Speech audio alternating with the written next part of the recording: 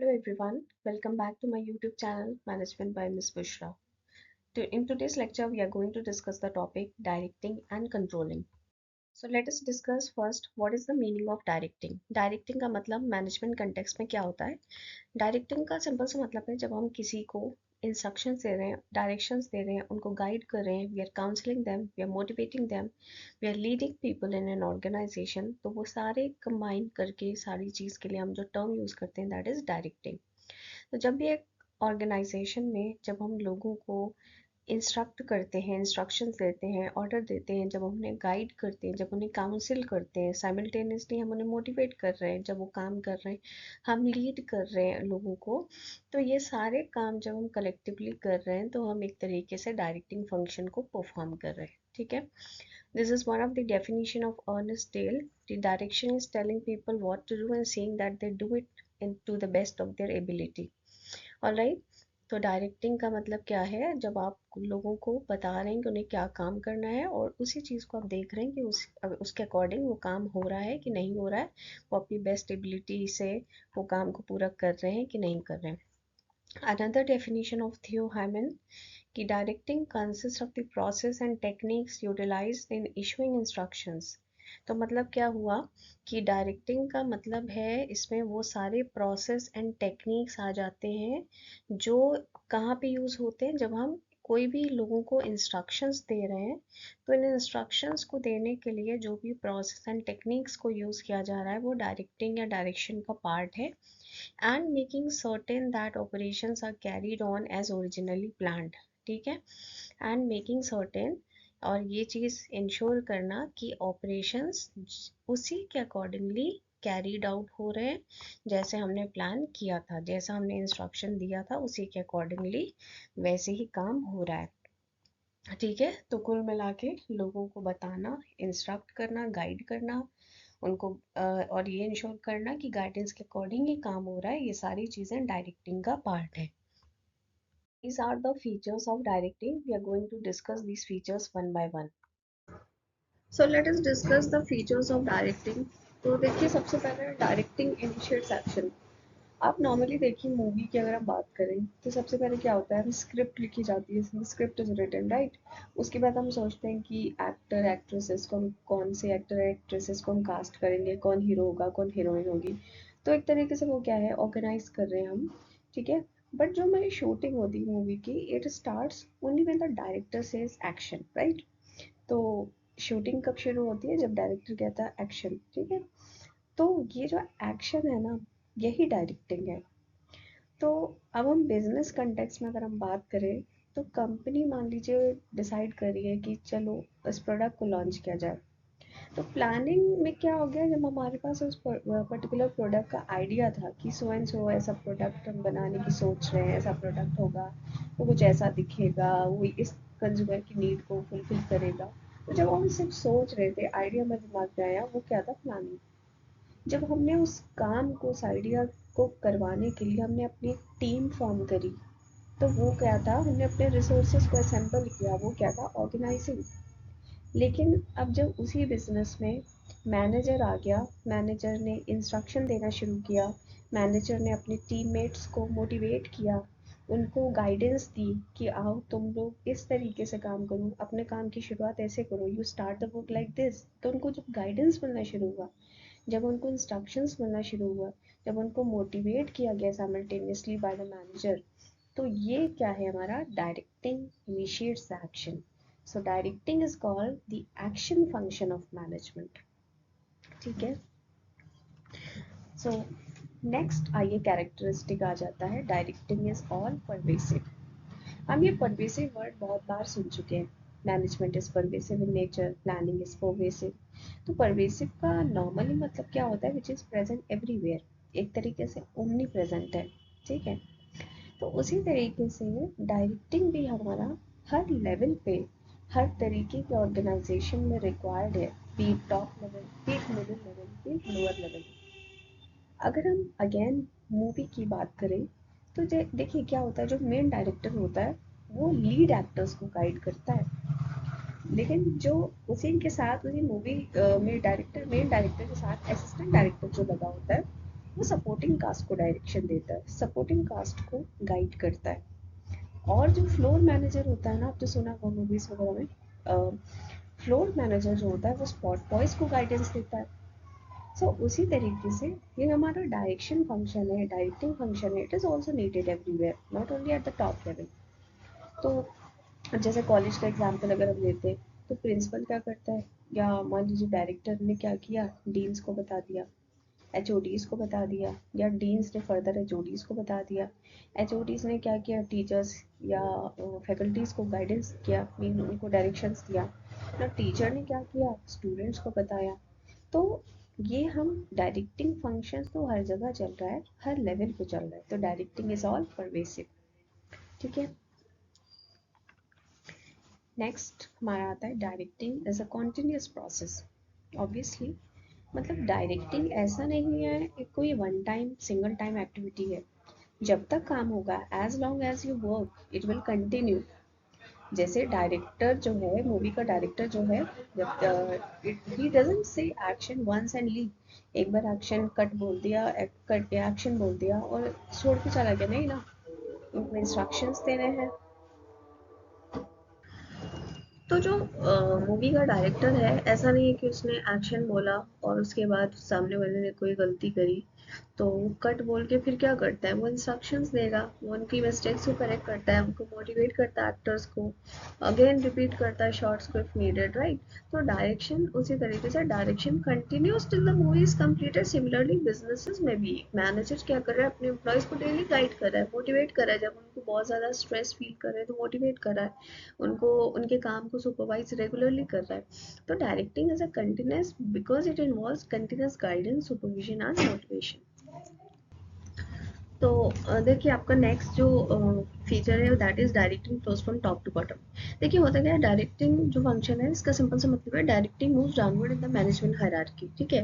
जैसे मूवी के again example लेते हैं, जो प्रोड्यूसर है, प्रोड्यूसर क्या कर रहा है, उसके नीचे कौन है, डायरेक्टर, डायरेक्टिंग के नीचे कौन है, असिस्टेंट डायरेक्टर, उसके नीचे उसके अंडर कौन है, उसके गाइडेंस पे कौन काम कर रहा है, एक्टर्स, एक्टर्स के बाद उनका क्या है, उनका क्रू होता है, क्रू मेंबर्स होते हैं। तो इंस्ट्रक्शन जो होते हैं हमेशा they flow from seniors to junior. अब एक बिजनेस कंटेक्स्ट में भी अगर हम बात कर रहे हैं तो बोर्ड ऑफ डायरेक्टर्स होते हैं, फिर मैनेजर, सुपरवाइजर एंड फिर वर्कर्स। ठीक है। तो यही हमारा directing flows from top to bottom. और आपका लास्ट है directing deals with people.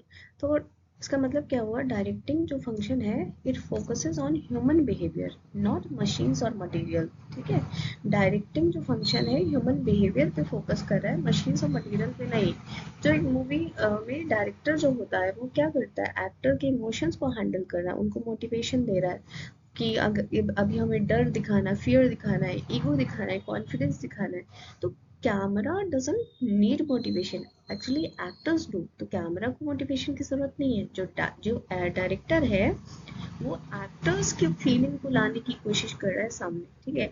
Business में भी जो मैनेजर है वो अपने एम्प्लॉयज को मोटिवेट कर रहा है, उनको कम्युनिकेट कर रहा है, उनको इंस्ट्रक्शंस दे रहा है, उनको उनके कॉन्फ्लिक्ट्स को रिजॉल्व कर रहा है, उनका मोरल बूस्ट अप कर रहा है। तो directing is concern with influencing the people to achieve the organisational goals.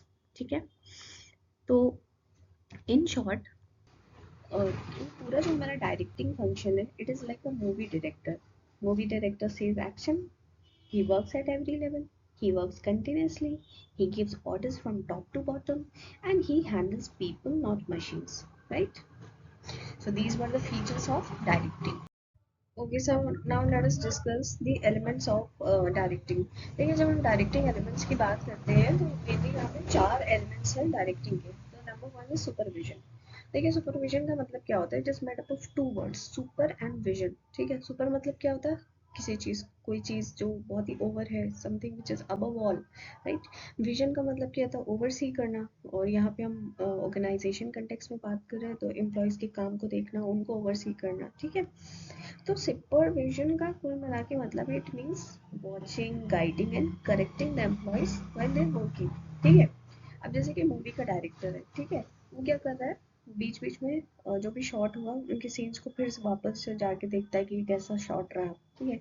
कोई भी मिस्टेक अगर होती है इमिडिएटली उन्हें करेक्ट करता है, इंश्योर करता है कि जो भी प्लान हमने किया था उसके अकॉर्डिंगली वर्क हो रहा है। तो ये क्या है, सुपरविजन है। जैसे क्लासरूम में ही है, टीचर क्या करता है, एग्जाम चल रहा है मान लीजिए, तो लगातार the teacher will walk in the classroom during the exam, he will check कि स्टूडेंट्स जो है अपना अपना काम ही कर रहे हैं कि नहीं कर रहे हैं, कहीं इधर उधर चीटिंग तो नहीं कर रहे हैं, अगर कर रहे हैं तो इमिडिएटली उन्हें करेक्ट करेगा, डोंट डू दिस, राइट। तो ये क्या है, सुपरविजन, सुपरवाइज करना। तो just supervision ensures that work is done correctly and on time. ठीक है, नेक्स्ट आता है आपका मोटिवेशन।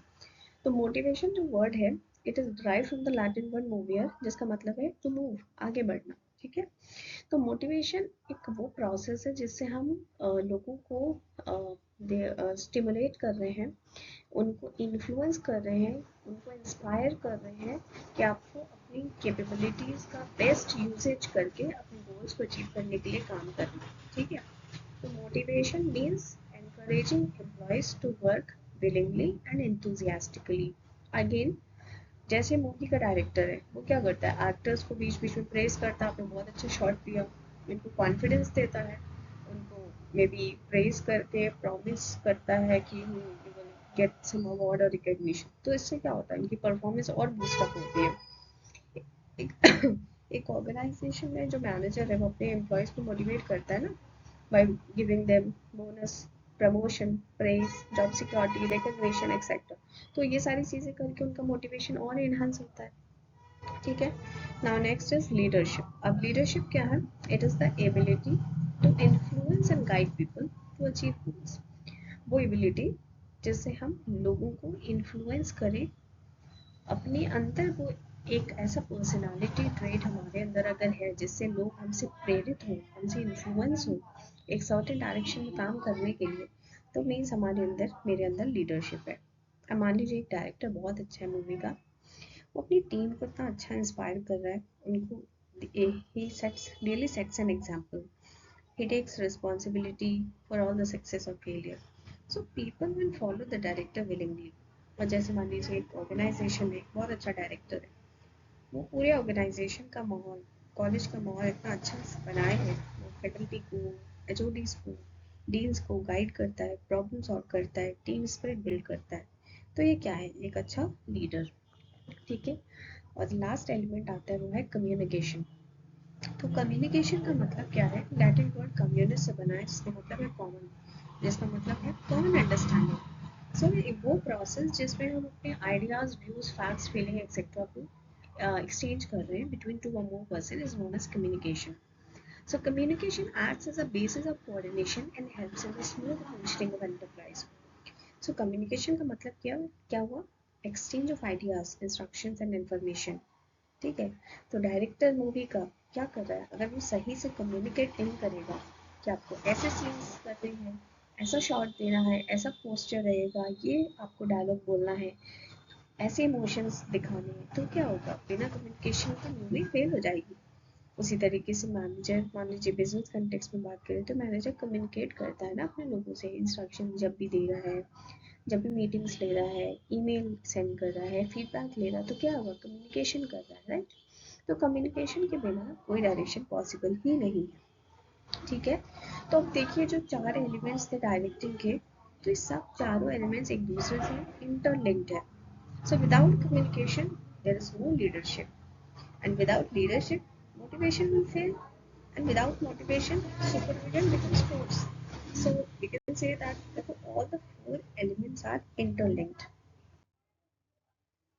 ठीक है, अब आता है हमारा नेक्स्ट टॉपिक, वो है कंट्रोलिंग। कंट्रोलिंग क्या होता है? So controlling means comparing the actual performance of an organization with a planned performance and taking corrective actions if the actual performance does not match the planned performance. Controlling cannot prevent the deviation in actual and planned performance, however, it can minimize the deviation by taking corrective actions and decisions that can reduce their recurrence. तो देखिए क्या लिखा हुआ है कि controlling का मतलब है जो आपकी एक्चुअल परफॉर्मेंस है और जो आपने पहले प्लान करी थी कि कुछ ऐसी होनी चाहिए परफॉर्मेंस, दोनों को कंपेयर करना। और अगर आपकी एक्चुअल परफॉर्मेंस आपकी प्लान परफॉर्मेंस से मैच नहीं करती है, तो आपको करेक्टिव एक्शंस लेना। ये पूरा जो सिनेरियो है, जो पूरा प्रोसेस है, यही कंट्रोलिंग है। सो कंट्रोलिंग करता क्या है, it prevent the deviation in actual and planned performance. ठीक है, However, it can minimize the deviations by taking corrective actions and decisions that can reduce their recurrence. ठीक है, अब देखिए कून्स एंड ओडोनल की डेफिनेशन देखिए. Managerial control implies the measurement of accomplishment against the standard. मतलब managerial control क्या है कि जब आपने जो अकम्प्लिश किया है और आपका जो स्टैंडर्ड सेट था, मीन्स जो आपकी प्लान्ड परफॉर्मेंस थी और अकम्प्लिशमेंट क्या है, आपकी जो एक्चुअल परफॉर्मेंस है, दोनों को मेजर किया आपने. और अगर बीच में डेविएशंस आए तो उन डेविएशंस को करेक्ट करने के लिए आपने नेसेसरी स्टेप्स लिए, यही कंट्रोलिंग है. ठीक है. One more definition of Dale Henning. Control is the process of bringing about conformity of performance with planned action. ठीक है. आई होप कंट्रोलिंग का टॉपिक आपके समझ में आया होगा. Next, so let us now discuss the importance of controlling. So first importance is accomplishing organizational goals. All right.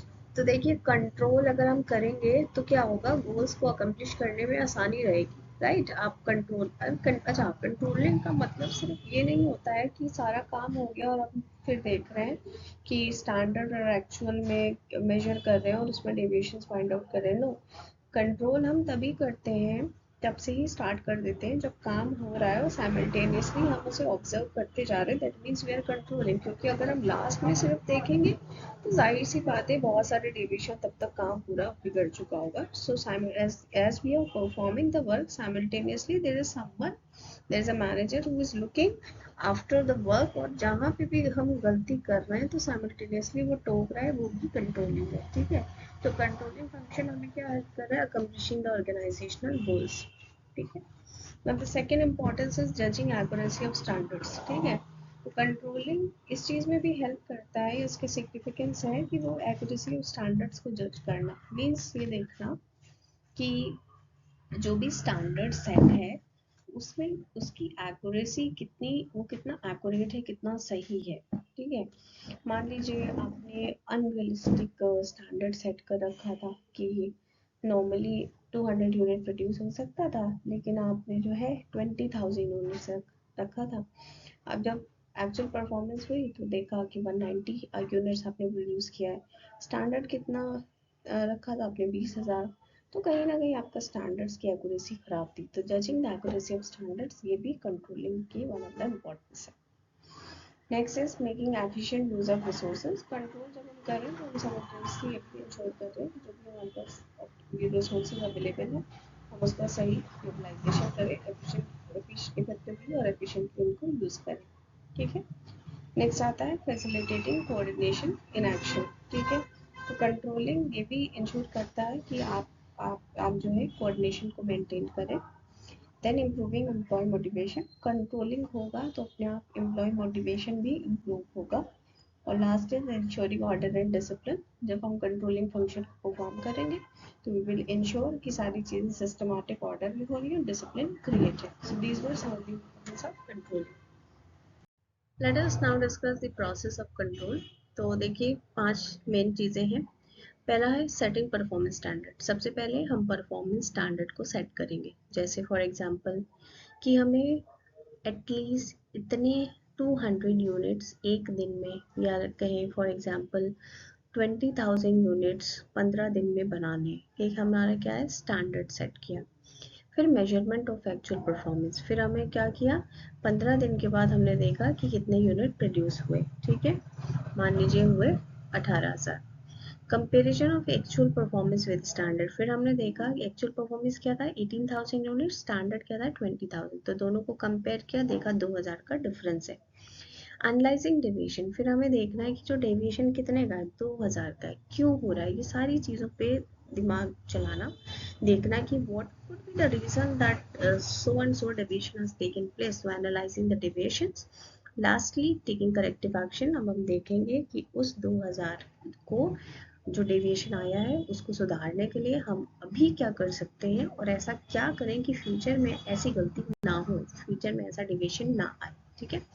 तो ये पूरा क्या है, हमारा प्रोसेस ऑफ कंट्रोलिंग.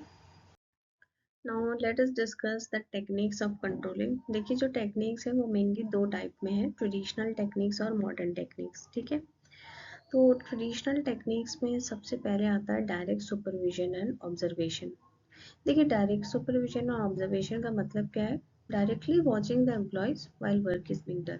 जब हम डायरेक्टली अपने एम्प्लॉयज को देख रहे हैं जब वो काम कर रहे हैं, तो यही है डायरेक्ट सुपरविजन एंड ऑब्जर्वेशन। जैसे मान लीजिए एक रेस्टोरेंट है, तो जो ओनर है वो पर्सनली क्या करता है? मान लीजिए आज आया ओनर रेस्टोरेंट में, तो शेफ को देख रहा है कैसे वो खाना बना रहे हैं, कितना हाइजीन को वो मेंटेन किए, जैसा उसने सोच रखा था वैसे वो काम करे कि नहीं। तो पर्सनली देख रहा है ना। ये भी ऑब्जर्व कर रहा है कि वेटर है कितने सही से कितने अच्छे से कस्टमर को सर्व कर रहे हैं। और अगर उसी दौरान वो कोई मिस्टेक कर भी रहे हैं तो उन्हें इमिडिएटली करेक्ट करा। तो डायरेक्ट ये क्या हो गया? डायरेक्ट सुपरविजन हो गया। ऐसे बिजनेस में मान लीजिए एक फैक्ट्री सुपरवाइजर है, वो वर्कर्स को देख रहा है जब शॉप फ्लोर पे वो काम कर रहे हैं, ये भी इंश्योर कर रहा है कि जो हमारे रूल सेट थे उनको फॉलो किया जा रहा है कि नहीं जा रहा है। तो ये सब मोस्ट ओल्डेस्ट और मोस्ट सिंपल टेक्निक है कंट्रोलिंग की। ठीक है, लेकिन ये टेक्निक आप बड़े से बड़ी कंपनी या बड़े बिजनेस और सेटअप पे आज के टाइम में उतना यूज नहीं कर सकते कंट्रोल के लिए। ये ज़्यादातर स्मॉल स्केल बिजनेसेस के लिए ही मेनली सही है। ठीक है, तो ये था डायरेक्ट सुपरविजन एंड ऑब्जर्वेशन। अब नेक्स्ट आता है आपका फाइनेंशियल स्टेटमेंट्स।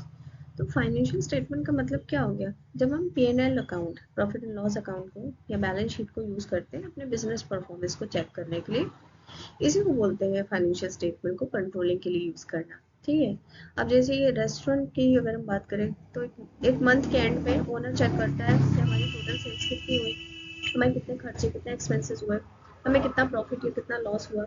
फिर कंपेयर करता है पिछले महीने से, लास्ट मंथ से, या आसपास वाले जो भी उसके कॉम्पिटिटर्स हैं, अनदर रेस्टोरेंट्स हैं, वो उन सबसे कंपेयर करता है।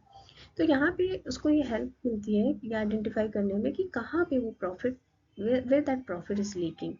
उसी तरीके से कंपनी की अगर बात करते हैं, तो कंपनी जो है करंट ईयर के प्रॉफिट को कंपेयर करती है प्रीवियस ईयर प्रॉफिट से। तो इस तरीके से जो फाइनेंशियल स्टेटमेंट्स हैं वो as a controlling tool use किए जाते हैं। They show the overall performance but not daily control. ठीक है, अब आपका नेक्स्ट टेक्निक जो आता है वो है बजटरी कंट्रोल।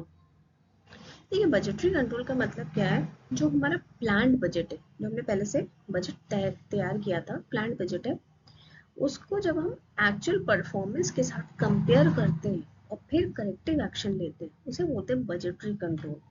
तो budgetary control is comparing the planned budget with the actual performance and taking corrective action। कि हमने जो बजट तैयार किया था और जो एक्चुअल परफॉर्मेंस है उसके हिसाब से हमने उसके अकॉर्डिंगली ही काम किया है कि नहीं किया है, और फिर करेक्टिव एक्शन लेना। मान लीजिए रेस्टोरेंट ओनर ने प्लान किया था कि मंथली फूड कॉस्ट जो हमारी रहेगी वो 1 लाख की रहेगी, और एक्चुअल एक्सपेंस जो आया हमने देखा वो 1,20,000 का आया। तो डिफरेंस क्या है? डिफरेंस को हम बोलते हैं वेरियंस। तो 20,000 का है ना, तो ओनर कंट्रोल करेगा कि आगे से वेस्ट ना हो, सप्लायर्स को में भी चेंज करें। ठीक है, ऐसे बिजनेस में जो मार्केटिंग बजट मान लीजिए 10 लाख का हमने बनाया, 10 लाख का मार्केटिंग बजट, एक्चुअल स्पेंडिंग जो हुई वो है 12 लाख की। तो बजट जो है it is just a plan and budgetary control is its execution and comparison. Alright, हाँ, ऑलराइट। नाउ आपकी नेक्स्ट जो टेक्निक है वो है break even analysis. Break even analysis का मतलब है finding the level of sales where there is no profit and no loss। अब मान लीजिए एक रेस्टोरेंट है, it must sell 500 plates per day to cover the cost। अगर ये 500 से बिलो करते हैं तो उनको लॉस होगा, एंड अगर 500 से अबव करते हैं तो उनको प्रॉफिट होगा। तो ये वही पॉइंट है 500 जिसे आप बोलते हैं ब्रेक इवन पॉइंट। तो बिजनेस कंटेक्स्ट में भी अगर हम 5000 यूनिट्स मान लीजिए सेल कर रहे हैं, तो वो सिचुएशन एक एग्जाम्पल के तौर पर मैं बता रही हूँ क्या है, नो प्रॉफिट नो लॉस। ठीक है, तो break even point is where the total cost equals the total revenue. ठीक है, this is break even analysis. Now coming to the modern techniques, we have first technique as ROI, return on investment।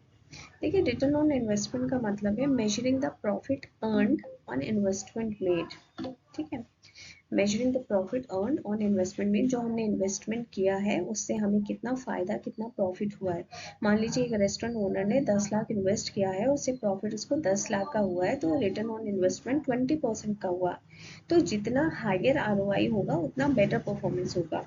Company जो है, it compares ROI this year, इस साल का, और last year में return on investment क्या हुआ, या फिर उसका रिटर्न ऑन इन्वेस्टमेंट और कॉम्पिटिटर्स का रिटर्न ऑन इन्वेस्टमेंट। तो ये क्या हो गया हमारा, अगेन कंट्रोलिंग टेक्निक है रिटर्न ऑन इन्वेस्टमेंट। नेक्स्ट आता है आपका next technique, that is management audit. अब मैनेजमेंट ऑडिट क्या है, it is a complete evaluation of management performance. जो कंप्लीट मैनेजमेंट की परफॉर्मेंस कैसी रही उसका कंप्लीट इवेल्युएशन को हम मैनेजमेंट ऑडिट कहते हैं। जैसे रेस्टोरेंट में हम चेक कर रहे हैं, एक्सपर्ट्स जो आए हैं वो चेक कर रहे हैं परचेजिंग सिस्टम कैसा है, स्टाफ कैसे मैनेज है, कस्टमर हैंडलिंग कैसी चल रही है, कॉस्ट कंट्रोल कैसा है। तो हम सब चीज़ को चेक कर रहे हैं, उसका वैल्यूएशन कर रहे हैं, वो क्या है हमारा मैनेजमेंट ऑडिट। तो अब वही रेस्टोरेंट अगर सिर्फ फूड क्वालिटी को चेक कर रहा है तो वो मैनेजमेंट ऑडिट नहीं है, फूड क्वालिटी भी चेक हो रही, each and everything entire management को जब चेक किया जा रहा है वो मैनेजमेंट ऑडिट है। जब हम प्लानिंग की भी, बिजनेस एग्जाम्पल की अगर हम बात करते हैं, तो जब हम प्लानिंग की भी ऑडिट कर रहे हैं, ऑर्गेनाइजिंग हम रिसोर्सेज की कैसे कर रहे हैं, डायरेक्टिंग फंक्शन को कैसे हमारे यहाँ परफॉर्म किया जा रहा है, कंट्रोलिंग कैसे हो रहा है, तो जब हम हर एक एस्पेक्ट की इवैल्यूएशन कर रहे हैं वो मैनेजमेंट ऑडिट है। तो management audit focuses on the efficiency and not just accounts. Okay, next आता है आपका PERT and CPM technique. First of all PERT stands for program evaluation review technique and CPM stands for critical path method. ठीक है, तो ये जो techniques हैं ये यूज़ की जाती हैं to plan activities, to identify the critical task, most important task, to complete work in minimum time and cost, कि हम कैसे कम से कम टाइम में कम से कम कॉस्ट में काम को पूरा कर सकते हैं। इन सारी चीज़ों के लिए हम PERT और CPM टेक्निक को यूज़ करते हैं। अब मान लीजिए एक न्यू रेस्टोरेंट हमें खोलना है, तो हम देख रहे हैं कि उसका इंटीरियर कैसा होगा, लाइसेंस कहाँ कहाँ से लेने हैं, स्टाफ कैसे हायर करें, मेन्यू कैसे डिज़ाइन होगा। तो बहुत से कुछ ऐसे टास्क होते हैं बहुत क्रिटिकल होते हैं, अगर हम उन्हें डिले करेंगे तो हम रेस्टोरेंट खोल ही नहीं पाएंगे। तो इन एक्टिविटीज़ को, जो मोस्ट इंपॉर्टेंट टास्क या एक्टिविटीज़ है, इनको बोलते हैं क्रिटिकल पाथ एक्टिविटीज़। ठीक है, तो ये हमारा क्या है, अगेन ये टेक्निक हम यूज़ करते हैं कंट्रोलिंग में। ठीक है, नेक्स्ट जो हमारा है वो है सेल्फ कंट्रोल। देखिए सेल्फ कंट्रोल टेक्निक क्या है, यहाँ पे एम्प्लॉयज कंट्रोल करते हैं अपनी खुद की परफॉर्मेंस को, they control their own performance without any external force, बाहरी किसी फोर्स की जरूरत नहीं है। मान लीजिए एक बहुत ही अच्छा ट्रेंड शेफ है रेस्टोरेंट में, वो खुद से देख रहा है कि उसे उस क्वालिटी को मेंटेन करना है, हाइजीन को चेक कर रहा है, टाइम दे रहा है, हर चीज़ टाइम मैनेज कर रहा है। तो owner doesn't need to supervise always, so this is क्या है, सेल्फ कंट्रोल। जो टॉप मैनेजर्स होते हैं बिजनेस में, वो अपने खुद के टारगेट सेट करते हैं, अब खुद ही इवेलुएट करते हैं अपनी ओन परफॉर्मेंस को। तो self control is the best form of control. ठीक है, नेक्स्ट आता है आपका रिस्पॉन्सिबिलिटी अकाउंटिंग। ठीक है, रिस्पॉन्सिबिलिटी अकाउंटिंग क्या है, रिस्पॉन्सिबिलिटी अकाउंटिंग का मतलब है जब हम ऑर्गेनाइजेशन को डिवाइड करेंगे into responsibility centres and fixing the accountability. ठीक है, तो जब हम अपने ऑर्गेनाइजेशन को डिफरेंट डिफरेंट पार्ट्स में, जिन हर पार्ट को क्या बोलते हैं, रिस्पॉन्सिबिलिटी सेंटर्स, उसमें डिवाइड कर देंगे और हर रिस्पॉन्सिबिलिटी सेंटर की अकाउंटेबिलिटी फिक्स कर देंगे, उसे हम क्या बोल रहे हैं, रिस्पॉन्सिबिलिटी अकाउंटिंग। जैसे रेस्टोरेंट में मान लीजिए, देखिए रेस्टोरेंट में क्या हुआ कि रेस्टोरेंट वाला एग्जाम्पल जो मैं दे रही थी, तो उसमें मान लीजिए किचन मैनेजर है, ठीक है, उसको क्या चीज़ की रिस्पॉन्सिबिलिटी दी गई, या फूड क्वालिटी और उस फूड की कॉस्ट को मेंटेन करके रखिए। फ्लोर मैनेजर को रिस्पॉन्सिबिलिटी दी गई है कि आप कस्टमर सर्विस देखिए। अकाउंट्स मैनेजर को रिस्पॉन्सिबिलिटी दी गई है कि आप एक्सपेंसेस पे ध्यान दीजिए। तो हर पर्सन, या जिसे हम बोल रहे हैं हर रिस्पॉन्सिबिलिटी सेंटर, अपनी अपनी अकाउंट अपनी अपनी चीज़ के लिए अकाउंटेबल है, and each is responsible for their area. उसी तरीके से बिजनेस में, ऑर्गेनाइजेशन में क्या होता है, डिपार्टमेंट्स होते हैं, हर डिपार्टमेंट को हम एक कॉस्ट सेंटर या प्रॉफिट सेंटर की तरह ट्रीट करते हैं। ठीक है, तो ये था हमारा रिस्पॉन्सिबिलिटी अकाउंटिंग। सो हमने भी डिस्कस किया various traditional techniques and modern techniques of controlling. So traditional techniques focus on more on the observation and reports, while the modern techniques focus on analysis and efficiency. All right. So by this we come to the end of this lecture. हमने आज discuss किया directing और next topic we discuss that was controlling. I hope आपको आज का lecture समझ में आया होगा। आपको कोई भी डाउट है तो please post it in the comment section and feel free, अगर कोई भी पर्टिकुलर टॉपिक पे आपको वीडियो चाहिए तो feel free to please post in the comment section. Thank you so much for watching. अगर आपने चैनल को अभी तक सब्सक्राइब नहीं किया है तो please go and subscribe to my channel, and please yes, like, press the like button, the share and subscribe, and share as much as possible. Thank you so much.